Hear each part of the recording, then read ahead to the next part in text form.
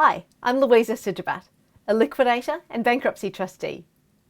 So, as some of you are aware, the government has announced comprehensive insolvency law reforms for small businesses from 1 January 2021.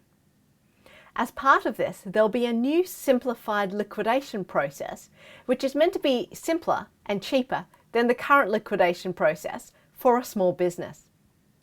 So who would be eligible to use this new simplified liquidation process? Firstly, the small business must be incorporated. That is, it must operate in a company structure. So it can't be a sole trader or partnership structure.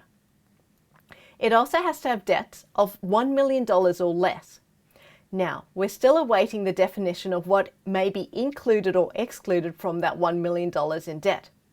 For example, are contingent debts included or excluded from the $1 million in debt? What about secured creditor debts? And what about related party debts? So we're still waiting for some of these questions to be answered. In order to use the simplified liquidation process, a small business must also have all of its ATO tax returns and BAS up to date. Now, typically in my experience, when a company is struggling and probably failing, usually tax returns and BAS are not up to date.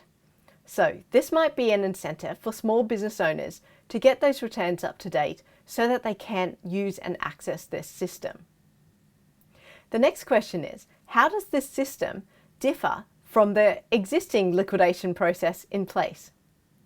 So there's meant to be reduced regulatory requirements on the liquidators, hopefully to result in a simpler and cheaper process so that any assets remaining in the company can be returned to creditors instead of being all chewed up by liquidators' fees, for example.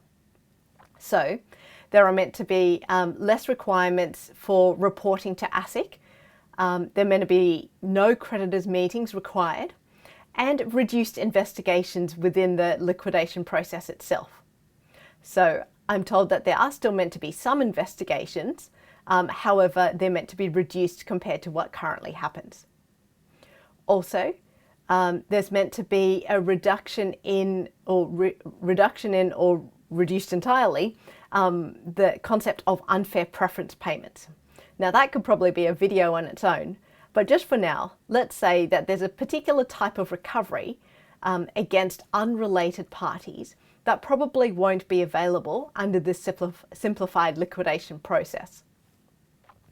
Also, there are meant to be measures in place to prevent misuse of this process, and a director is meant to only be able to access this simplified liquidation process once in a certain number of years. So at the moment, that's being talked about at perhaps 7 years. So only once in 7 years that they're allowed to use this process.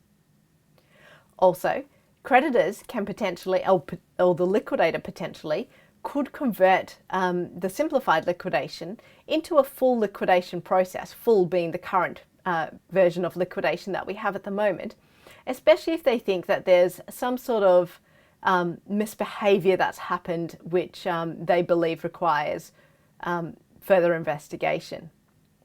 So the exposure draft for these laws has been released. However, a lot of the details which are meant to be in the rules are still missing. So it's definitely still watch this space.